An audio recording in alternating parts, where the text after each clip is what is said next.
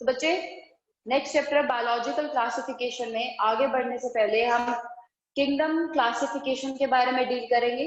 जैसे हमने कहा था कि we have nearly 1.7 to 1.8 million species जो कि हमें नोन है। तो उन स्पीशी को क्लासिफाई करना है हमें डिफरेंट किंगडम्स में, डिफरेंट फाइलम्स में, and yes different classes, order, family, then genus and species में। तो बच्चों इन्हें क्लासिफाई करने के लिए हमें इनिशियली किंगडम में ही प्लेस करना पड़ेगा। तो सबसे पहले किंगडम के बारे में जानेंगे कि डिफरेंट किंगडम्स और डिफरेंट कैटेगरीज किस तरीके से बनाई गई। तो सबसे पहले बायोलॉजिकल क्लासिफिकेशन के अंदर डिफरेंट स्पीशी को डिफरेंट कैटेगरीज में और डिफरेंट किंगडम्स में डिवाइड करने के लिए एरिस्टोटल ने कॉन्ट्रीब्यूशन दिया। तो मुझे एरिस्टोटल का कॉन्ट्रीब्यूशन कुछ इस तरीके से था, इन्होंने ऑर्गेनिज्म को बहुत ही सिंपल मॉर्फोलॉजिकल और कुछ बेसिक विजिबल फीचर्स के बेसिस पे क्लासिफाई कर दिया। ठीक है, जैसे कि अगर मैं बात करूं ट्रीज को, प्लांट्स को उन्होंने ट्रीज, श्रब्स और हर्ब्स के बेसिस पे, तो on basis of simple morphological characters इन्होंने डिवाइड किया। मतलब उन्होंने जो चीजें देखी बस उसी के बेसिस पे डिवाइड कर दिया।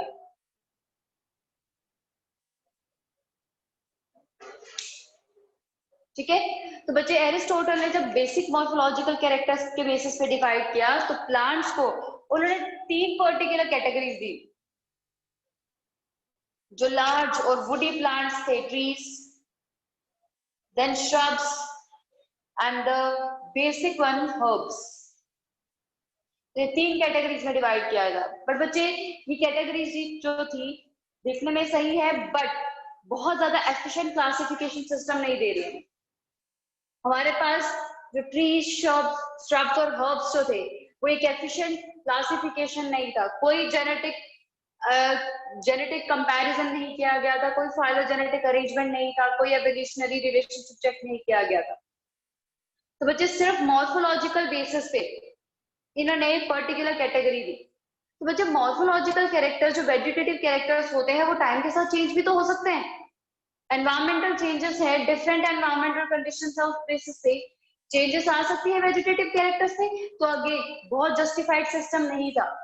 और ऊपर से उन्होंने एनिमल्स को क्लासिफाई करने की कोशिश की on the basis of blood cells, RBC के बेसिस पे। कुछ को उन्होंने प्लेस किया इनायमा में, इनायमा कैटेगरी में, और कुछ को एनायमा में। इनायमा those organisms which have RBCs, जिनमें RBCs थे वो इनायमा कैटेगरी में प्लेस किए गए, और एनायमा के केस में they don't have RBCs, they lack RBCs। तो मुझे क्या ये सफिशिएंट था? क्योंकि हमारे पास कुछ मैमल्स हैं जैसे कि कैमल्स और लामा, ठीक है, इसमें न्यूक्लिएटेड आरबीसी थे, ठीक है, और हम में मैमल्स में नॉन न्यूक्लिएटेड होते हैं। वो भी तो मेजर डिफरेंस होना चाहिए था। ठीक है, और कुछ जैसे फिशेस है और एम्फीबियास है और मैमल्स है, उनके केस में आरबीसी सबके केस में प्रेजेंट है। अगेन सारे सिमिलर तो नहीं है ना। तो बच्चे अगेन ये कैटेगरी जो थी वो एफिशिएंट नहीं थी। तो हमारे पास इतना ही नहीं, एरिस्टोटल ने एक और अटेम्प्ट किया था on the basis of flight और नॉन फ्लाइट ऑर्गेनिजम्स। उन्होंने हैबिटेट के बेसिस पे भी ऑर्गेनिजम्स को कैटेगराइज किया। तो बच्चे उन्होंने फर्दर कैटेगराइजेशन दी कि हमारे पास कुछ ऑर्गेनिज्म जो है टेरेस्ट्रियल होते हैं, एक्वेटिक होते हैं, और कुछ एरियल होते हैं। एरियल जो मोस्टली टाइम अपना हवा में स्पेंड करेंगे। अगेन एफिशिएंट नहीं था। ठीक है, वी हैव व्हेल जो कि एक्वेटिक सिस्टम में रहती है, और फिशेस अगेन एक्वेटिक सिस्टम का पार्ट है, बट दोनों सिमिलर तो नहीं है। We have crustaceans again aquatic, similar तो नहीं है। तो बच्चे इस तरीके से हमारे पास ये भी बहुत एफिशिएंट अरेंजमेंट नहीं था।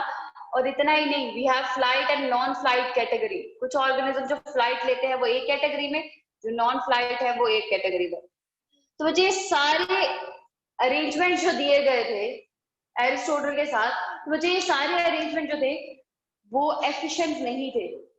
हम इसके अलावा कुछ और कैरेक्टर्स और पर्टिकुलर फीचर्स को कंसीडर करना पड़ा, जो कि हमें एक एफिशिएंट क्लासिफिकेशन सिस्टम दे, जिसके बेसिस पे कोई एक्सेप्शन ना आए, कोई दिक्कत ना आए हमें समझने में। बेसिक एक्सेप्शन जो है वो हर जगह रहते हैं, बट बहुत ड्रास्टिक चेंजेस और ड्रास्टिक डिफरेंसेस जो थे वो हम बेयर नहीं कर सकते क्लासिफिकेशन में। तो इसीलिए एरिस्टोटल के ये क्लासिफिकेशन सिस्टम्स जो थे वो एक्सेप्टेड नहीं थे। ठीक है, प्लांट्स को या एनिमल्स को इस तरीके से कैटेगराइज करना वो एफिशिएंट नहीं था। तो लेटर ऑन बहुत सारे क्लासिफिकेशन सिस्टम्स दिए गए कुछ पर्टिकुलर बेसिस पे, जिन्हें लेटर ऑन एक्सेप्ट किया गया। ठीक है, तो बच्चे स्टार्ट करती हूं मैं किंगडम क्लासिफिकेशन के साथ। किंगडम क्लासिफिकेशन में 2 किंगडम क्लासिफिकेशन। ठीक है, वो 2 किंगडम क्लासिफिकेशन जो लीनियस ने दिया था, वही लीनियस जो बायनोमियल नोमेनक्लेचर दिया था जिन्होंने। तो जब 2 किंगडम क्लासिफिकेशन, अब एक एक करके क्लासिफिकेशन सिस्टम लेंगे। सबसे पहला 2 किंगडम क्लासिफिकेशन, जैसे मैंने मेंशन किया, it was given by Carolus Linnaeus.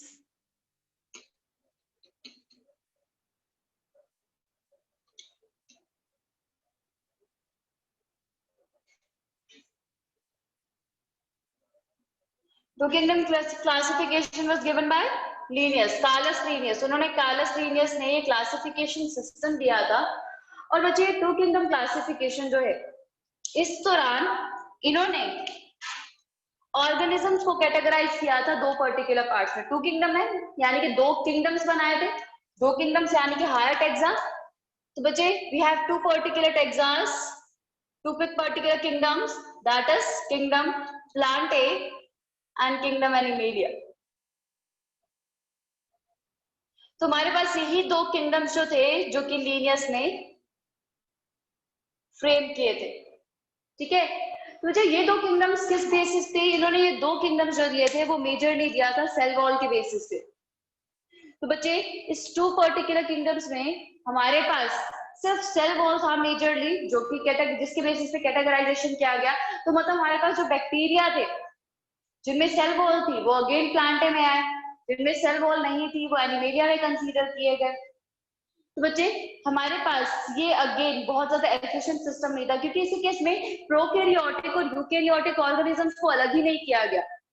Unicellular और मल्टीसेल्युलर का कोई कंसिडरेशन नहीं था। ठीक है, तो प्रोकैरियोटिक एंड यूकैरियोटिक के बीच में कोई सेपरेशन नहीं था। उसके बाद यूनिसेल्युलर और मल्टीसेल्युलर को कंसीडर नहीं किया गया था।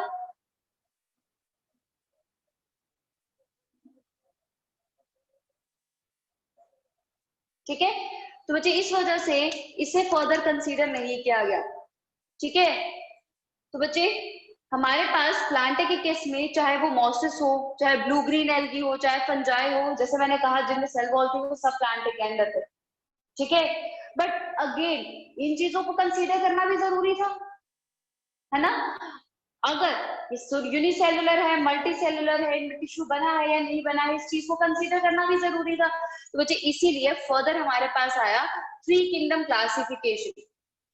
3 किंगडम क्लासिफिकेशन में हमारे पास एक पर्टिकुलर कैटेगरी को इंक्लूड किया गया, दैट इज प्रोटिस्टा। तो उसके बारे में बात करते हैं।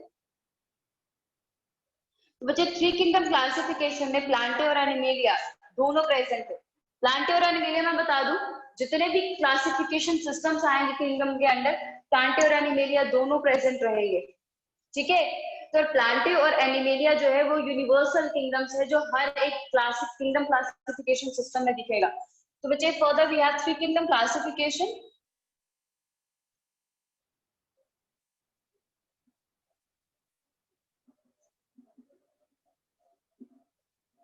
विच इज 3 किंगडम क्लासिफिकेशन के अंडर हमारे पास 3 किंगडम्स हैं, किंगडम प्लांटे और Animalia as such.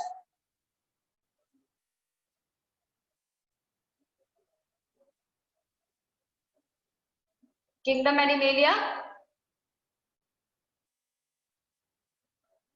And third जो इंट्रोड्यूस हुआ दैट इज किंगडम प्रोटिस्टा। ठीक है, तो बच्चे 3 किंगडम क्लासिफिकेशन में किंगडम प्रोटिस्टा इंक्लूड किया गया था। तो बच्चे अर्नेस्ट हैकल ने जब किंगडम प्रोटिस्टा इसमें इंक्लूड किया तो उन्होंने प्रोटिस्टा किंगडम में वो ऑर्गेनिज्म प्लेस किए जिसमें टिश्यू लेवल ऑर्गेनाइजेशन नहीं है, यानी कि टिश्यू डिफरेंशिएशन नहीं है, यूनिसेल्युलर हो या मल्टी सेल्युलर ऑर्गेनिज्म हो, अगर उसमें टिश्यू डिफरेंशिएशन नहीं हो रहा है तो बच्चे वो किंगडम प्रोटिस्टा में आएगा according to Ernst Haeckel. So this kingdom classification is given by Ernest Haeckel. ठीक है, तो बच्चे हमारे पास इसके केस में किंगडम एनिमेलिया का जो पॉरीफेरा है वो, ठीक है, उसके अलावा हमारे पास एल्गी है जो प्लांटे का पार्ट है, वो भी प्रोटिस्टा के अंदर इंक्लूड किया गया। उसके बाद बैक्टीरियाज वगैरह उनमें तो टिश्यू डिफरेंशिएशन पॉसिबल ही नहीं है, यूनिसेल्युलर ऑर्गेनिजम्स है, तो इसीलिए उन्हें भी प्रोटिस्टा में डाला गया था। तो मतलब we have Protista, Porifera, algae, fungi and even bacteria, वो सारे प्रोटिस्टा के अंदर थे। अगेन सफिशिएंट लेवल नहीं था, तो इसीलिए हमें रिक्वायरमेंट पड़ी 4 किंगडम क्लासिफिकेशन की, जिसमें इंक्लूड किया गया मोनेरा। ठीक है, तो बच्चे थर्ड मैं ले रही हूँ 4 किंगडम क्लासिफिकेशन।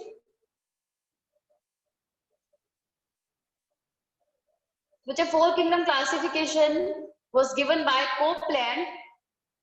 कोपलैंड ने 4 किंगडम क्लासिफिकेशन दिया था और इन्होंने एक पर्टिकुलर किंगडम इंट्रोड्यूस किया, दैट इज किंगडम मोनेरा। हमारे पास बाकी 3 किंगडम्स थे जो कि 3 किंगडम में देखे गए, क्लासिफिकेशन में देखे गए, तो इन्होंने फर्दर इंट्रोडक्शन किया इन तीनों के अलावा किंगडम मोनेरा का, और इन्होंने किंगडम मोनेरा में प्लेस कर दिए सारे प्रोकैरियोट्स।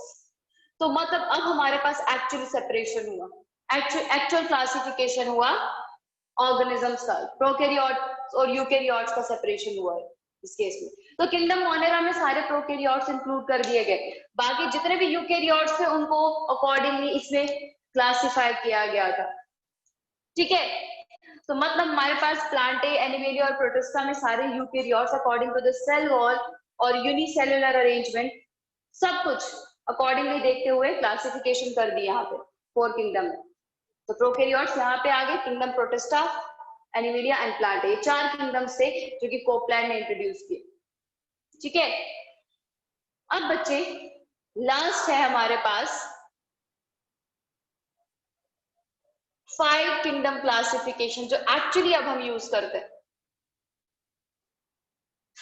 5 किंगडम क्लासिफिकेशन हम यूज करते हैं,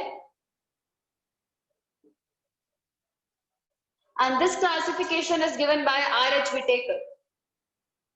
तो R.H. Whitaker ने 5 किंगडम क्लासिफिकेशन दिया, यानी कि किंगडम प्लांटे, एनिमेलिया, प्रोटिस्टा और मोनेरा के अलावा एक और पर्टिकुलर किंगडम को इंट्रोड्यूस किया, दैट इज किंगडम फंजाई। ठीक है, तो मतलब हमने प्लांटे में से अब फंजाई को निकाल दिया। तो बच्चे R.H. Whitaker जो था उन्होंने 5 किंगडम क्लासिफिकेशन बहुत ही एफिशिएंट तरीके से इंट्रोड्यूस किया, कुछ पर्टिकुलर फीचर्स को, कुछ पर्टिकुलर क्राइटेरियाज को कंसीडर करते हुए। तो बच्चे 5 क्राइटेरियाज थे जो उन्होंने कंसीडर किए हैं, तो 5 क्राइटेरिया से मेंशन करती हूँ। वो है हमारे पास reproduction, cellular complexity, thallus complexity यानी कि बॉडी कॉम्प्लेक्सिटी। ठीक है, तो बच्चे thallus complexity, cell complexity, reproduction, mode of nutrition and lastly the phylogenetic relationship. Phylogenetic relationship यानी कि एवोल्यूशनरी रिलेशनशिप तक को कंसीडर किया R.H. Whitaker ने, इसीलिए हम बहुत एफिशिएंटली 5 किंगडम क्लासिफिकेशन यूज कर पाते हैं। ठीक है, तो बच्चे 5 criterias to be considered by R.H. Whitaker during 5 kingdom classification. That 5 criterias are: first, cell complexity. Cell जो है वो प्रोकैरियोटिक है, यूकैरियोटिक है, इस बेसिस पे अलग किया गया। फर्दर थैलस कॉम्प्लेक्सिटी यानी कि बॉडी कॉम्प्लेक्सिटी।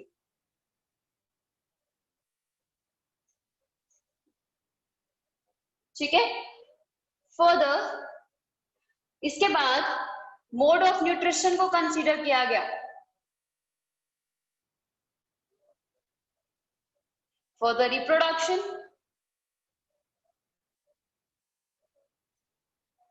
और बच्चे ये सब चीजें कंसीडर करने के साथ साथ एक पर्टिकुलर एस्पेक्ट हर टर्म्स में, हर स्टेप में देखा गया, दैट इज फाइलोजेनेटिक रिलेशनशिप, यानी कि evolutionary relationship.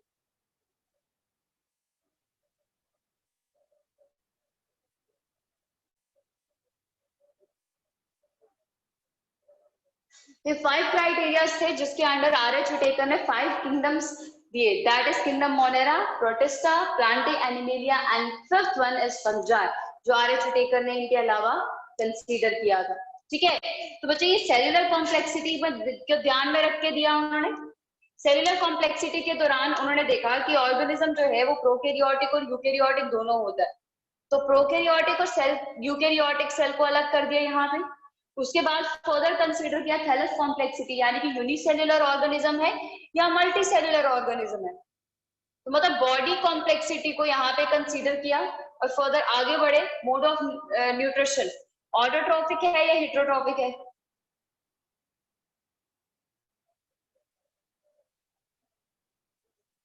Reproduction sexual mode है या एसेक्सुअल मोड है? एसेक्सुअल मोड में भी बर्डिंग प्रोमिनेंट है, स्पोर फॉर्मेशन प्रोमिनेंट है, वो सारी चीजें कंसीडर की गई। और एवोल्यूशनरी रिलेशनशिप की कितना ऑर्गेनिज्म किस ऑर्गेनिज्म से ज्यादा रिलेटेड है। ठीक है, तो बच्चे रिलेशन जो है वो कंसीडर किए गए। अब बच्चे जो आर.एच. व्हिटेकर ने क्लासिफिकेशन दिया है उसको इलेबोरेट करूंगी। ठीक है, फिर हम देखते हैं कि किस तरीके से आर.एच. व्हिटेकर ने क्लासिफिकेशन दी।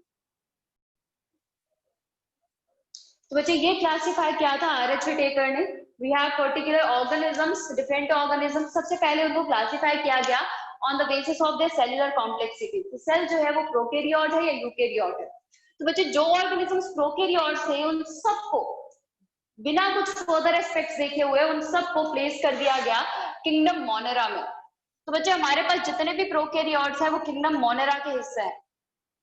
अब उनके केस में इनके किंगडम के इंटरनल फर्दर और क्लासिफिकेशन डील की जाती है, बट ऐसे कुछ मेजर एस्पेक्ट नहीं है कि प्रोकैरियोट्स को फर्दर सेग्रीगेट करके और किंगडम्स बनाया जाए।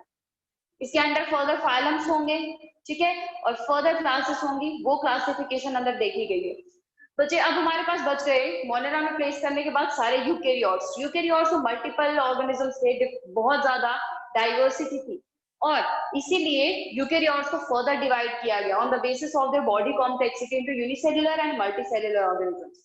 तो वो यूकैरियोट्स जो यूनिसेल्युलर थे उन सबको प्लेस कर दिया गया किंगडम प्रोटिस्टा में। तो मतलब किंगडम प्रोटिस्टा में यूनिसेल्युलर यूकैरियोट्स है, चाहे उनमें सेल वॉल थी नहीं थी। ठीक है, फर्दर न्यूट्रिशन कैसा था ये कुछ भी नहीं देखा गया, बस यूकैरियोटिक यूनिसेल्युलर यूकैरियोट्स है तो किंगडम प्रोटिस्टा के अंडर है। इसके फर्दर जो बेसिस आएंगे, चाहे वो मोटाइल स्ट्रक्चर्स हो चाहे वो न्यूट्रिशन हो, वो उनके अंडर फर्दर क्लासिफिकेशन के बेसिस बने, बट यहाँ तक हमने सिर्फ ये फीचर्स कंसीडर किए। तो आप खुद देख रहे हो किंगडम में क्लासिफाई करने के लिए हमने बहुत ज्यादा काम झाम नहीं किया, कुछ बेसिक फीचर्स देखे और उस बेसिक फीचर के बेसिस पर हमने को किंगडम में डाल दिया।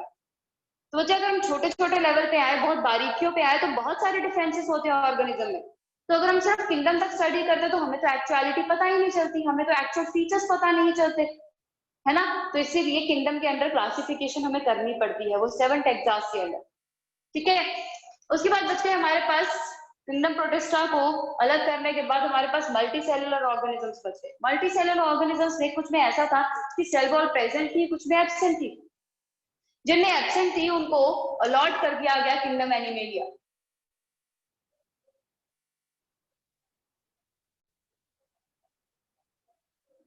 तो बच्चा हमारे पास वो ऑर्गेनिज्म जो मल्टी सेल्युलर यूकैरियोट्स है और इनमें सेल वॉल एब्सेंट है, वो किंगडम एनिमेलिया का हिस्सा है, यानी कि वो एनिमल्स है। लेकिन जिनमें सेल वॉल प्रेजेंट थी उनको मॉर्फोलॉजिकली और न्यूट्रिशन एस्पेक्ट्स पे देखा गया, वो बिल्कुल डिफरेंट थे, तो इसीलिए उन्हें फर्दर कैटेगराइज करना जरूरी था। तो उन्होंने न्यूट्रिशन के बेसिस पे कैटेगराइजेशन किया। तो ऑटोट्रॉपिक मोड ऑफ न्यूट्रिशन जिन ऑर्गेनिजम्स में था वो किंगडम प्लांटे का हिस्सा बने,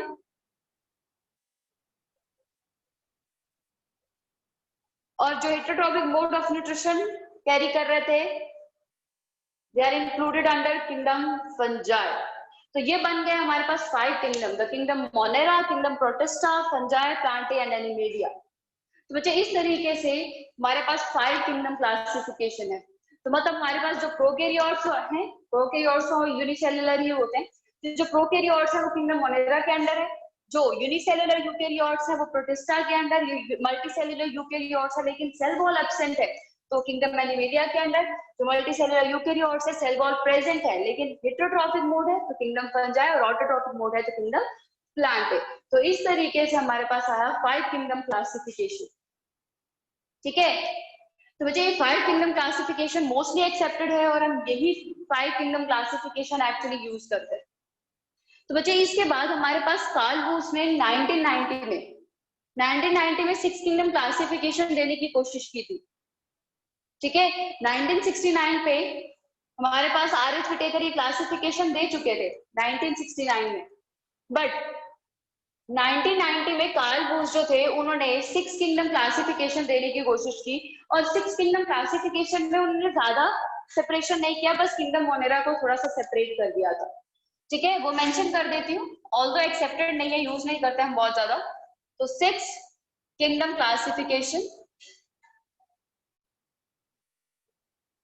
बाय कार्ल वुर्ट्ज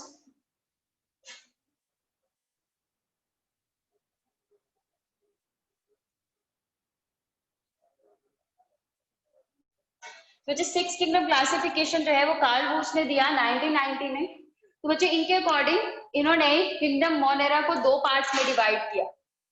तो we have nearly kingdom Monera की जगह हमने 3 डोमेन्स देखे।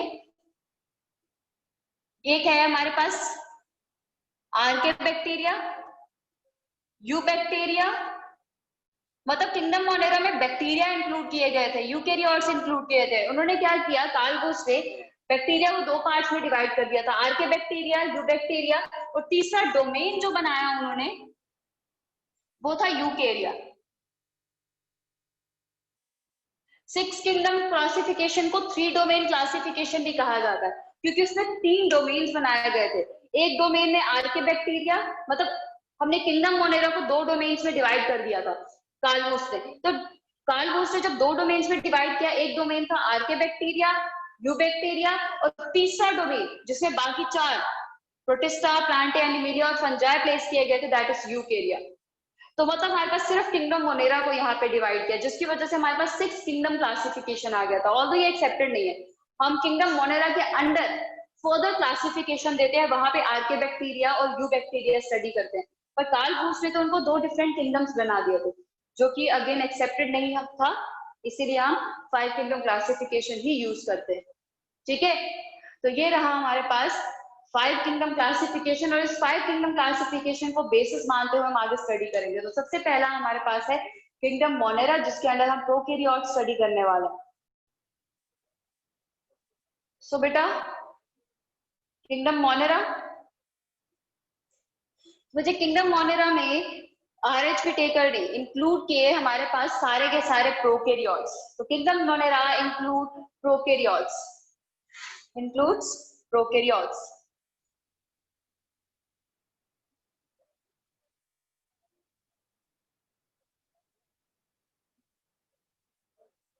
तो प्रोकैरियोट्स इंक्लूड करें, ठीक है। और बच्चे इन प्रोकैरियोट्स के अंदर वही पर्टिकुलर बेसिक फीचर्स हैं जो सेल बायोलॉजी के अंदर हमने स्टडी किया, दैट इज प्रोकैरियोटिक सेल में they have nucleoid in place of nucleus, इनके प्लेस में न्यूक्लियर मेम्ब्रेन नहीं होती है, ठीक है। फ्री जेनेटिक मटेरियल रहेगा, सिर्फ राइबोसोम्स होते हैं ऑर्गेनेलिस के नाम पे, और कोई मेम्ब्रेन बाउंड ऑर्गेनेलिस नहीं होंगी उसके केस से, ठीक है। और उसके बाद सर्टेन केसेस में, बैक्टीरिया केसेस में हमारे पास प्लाज्मिड्स भी दिखेंगे। तो जो वो सारे फीचर्स जो एक प्रोकैरियोटिक सेल के है वो मोनेरा जस्टिफाई करता है, चाहे वो मोड ऑफ न्यूट्रिशन हो, चाहे वो सेलुलर स्ट्रक्चर। तो प्रोकैरियोटिक्स वो पर्टिकुलर स्ट्रक्चर जस्टिफाई करते हैं। अगर आप एज ए फीचर उसमें मेंशन करना चाहते हो सब्जेक्टिव के दौरान, तो जो आप एज ए फीचर मेंशन कर सकते हो, ठीक है। तो बच्चे फर्दर किंगडम मोनेरा के अंदर बच्चे फर्दर क्लासिफिकेशन की गई है, 2 मेजर ग्रुप्स बनाए गए। तो बच्चे वो 2 मेजर ग्रुप्स हैं हमारे पास archaebacteria and you bacteria, ठीक है। तो 2 मेजर ग्रुप्स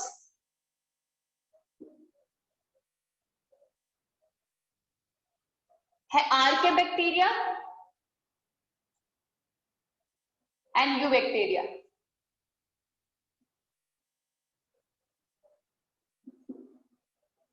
जहां पे टर्म यू आती है बच्चे वो डिनोट करता है हमारे पास ट्रू, तो you means true, true bacteria. तो जी प्रोकैरियोट्स में ये दो पर्टिकुलर ऑर्गेनिजम्स है जो हमें स्टडी करने हैं, यू बैक्टीरिया एंड आर्के बैक्टीरिया। तो बच्चे इन दोनों को क्लासिफाई किया गया है इस बेसिस पे कि इनके पास राइबोसोमल आरएनए कैसे है, on the basis of rRNA. तुझे आगे आप फर्दर जब जेनेटिक्स पढ़ोगे, मॉलिक्यूलर बायोलॉजी पढ़ोगे, तब आप जेनेटिक सिस्टम पढ़ोगे पूरा, उस दौरान देखोगे कि आप ट्रांसलेशन कैसे होती है, वहां पे मैं बताऊंगी आपको कि बच्चे राइबोसोमल आरएनए का क्या डिफरेंस है आर्के और यू बैक्टीरिया में। अभी सिर्फ मैं आपको बेसिक इन्फॉर्मेशन दे देती हूँ। यू बैक्टीरिया के केस में जब प्रोटीन बनाना होता है तो हमारे पास एक सिंगल कोडिंग सिस्टम होता है, हमारे पास सिंगल कोडॉन होता है, यानी कि एक पर्टिकुलर बेस होगा जो कि प्रोटीन बनाएगा। लेकिन आर्के बैक्टीरिया में बिल्कुल यूकैरियोटिक सेल की तरह ट्रिपलेट कोडॉन सिस्टम होता है प्रोटीन फॉर्मेशन के लिए। तो which we have archaebacteria and eubacteria, जिसका मेजर डिफरेंसेस दिया गया था राइबोसोमल आरएनए के बेसिस पे वो किस तरीके से प्रोटीन बनाएगा। उसके अलावा सेल वॉल का नेचर भी इनमें डिफरेंट रहता है, ठीक है। तो सेल वॉल का नेचर जो है वो भी डिफरेंट रहेगा। तो ये कुछ पर्टिकुलर बेसिस है जो आर्के बैक्टीरिया और यू बैक्टीरिया को सेपरेट। तो बच्चे आर्के बैक्टीरिया वो ऑर्गेनिजम्स हैं जो कि सबसे प्रिमिटिव बैक्टीरिया माने जाते हैं, सबसे ओल्डेस्ट लिविंग ऑर्गेनिजम्स आप कह सकते हो। तो बच्चे ये ओल्डेस्ट लिविंग ऑर्गेनिजम्स यानी कि आर्के बैक्टीरिया जो है, आर्के बैक्टीरिया आर द ओल्डेस्ट और प्रिमिटिव लिविंग ऑर्गेनिजम्स।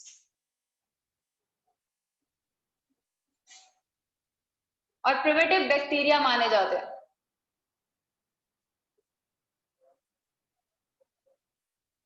ठीक है। और बच्चे आर्के बैक्टीरिया ऐसे है कि इनके केस में ये हार्श से हार्श एनवायरमेंटल कंडीशंस को बेयर कर लेते हैं। So they can bear harsh environmental conditions.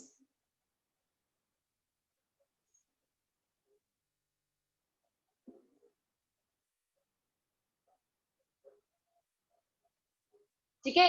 तो मुझे आपको ऐसी लोकेशंस में ये पर्टिकुलर ऑर्गेनिजम्स मिलेंगे जो कि बहुत हार्श है, एक लिविंग ऑर्गेनिज्म, एक लिविंग सेल के रहने के लिए बहुत ही ड्रास्टिक और बहुत ही हार्श कंडीशंस है, ठीक है। तो सबसे पहले मैं बात करूंगी हेलोफाइल्स की। हेलोफाइल्स यानी कि वो ऑर्गेनिजम्स जिनके केस में जो कि सॉल्ट वाटर यानी कि सॉल्ट लेक्स में रह लेते हैं, ठीक है। तो हेलोफाइल्स जो सॉल्ट लेक्स में और सॉल्ट एनवायरमेंट में रहेंगे, तो सबसे पहले ऑर्गेनिज्म, सबसे पहले आर्के बैक्टीरिया हेलोफाइल्स।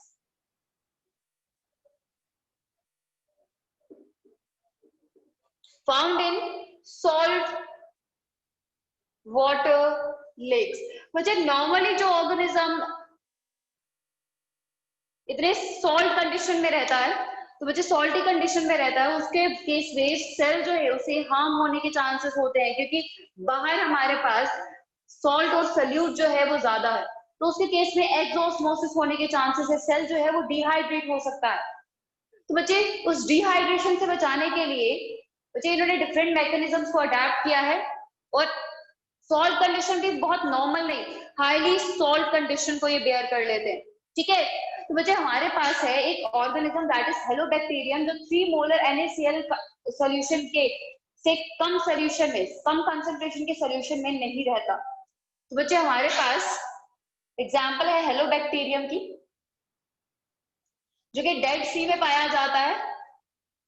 तो बच्चे ये हेलोबैक्टीरियम जो है,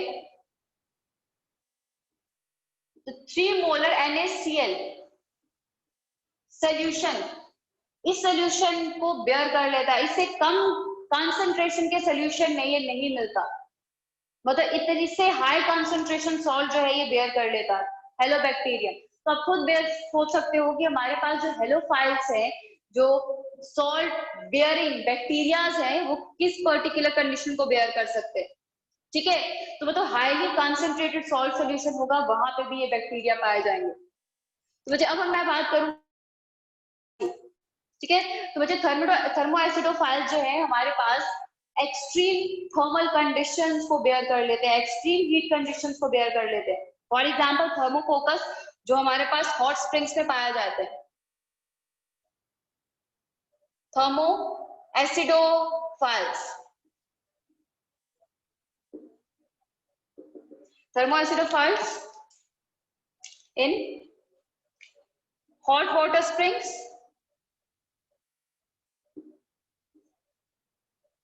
for example thermococcus,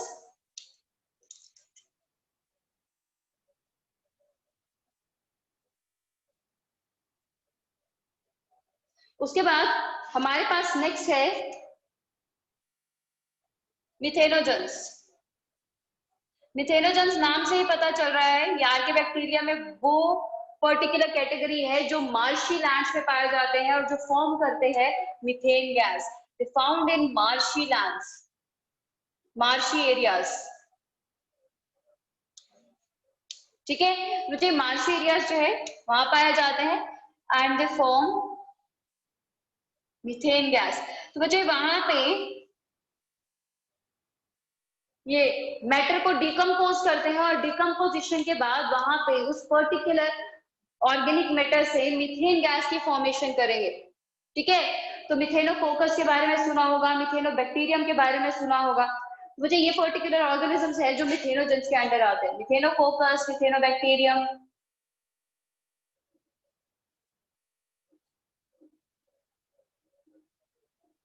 मिथेनोबैक्टीरियम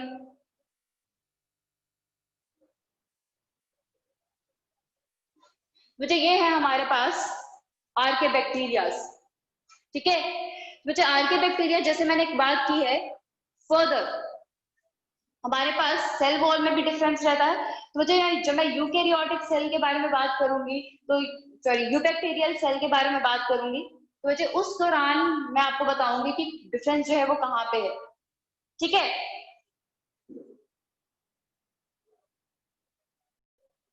मुझे नेक्स्ट क्लास के लिए यूबैक्टीरिया है। यूबैक्टीरिया के दौरान हम स्टडी करेंगे कुछ बेसिक स्ट्रक्चर उसका, उसके बाद उसका सेल वॉल का अरेंजमेंट क्या है, ब्रांच स्टेनिंग और फर्दर एस्पेक्ट्स, यानी कि उसकी मेटाबॉलिक, उसका न्यूट्रिशनल एस्पेक्ट और रिप्रोडक्टिव एस्पेक्ट, ये सारे हमें डील करना है। ठीक है, ताकि हम डिफरेंसेस जान सके कि मोनेरा जो है वो बाकी पर्टिकुलर किंगडम से क्यों अलग है। ठीक है, तो नेक्स्ट क्लास में डील करते हैं यूबैक्टीरिया, ये आर्के बैक्टीरिया जो बहुत बेसिक इंफॉर्मेशन है। ठीक है, बाकी हम जो जितने भी डिफरेंसेस हैं जो सेल वॉल के बेसिस पे भी है, तो वो हम यूबैक्टीरिया के केस में डील करेंगे।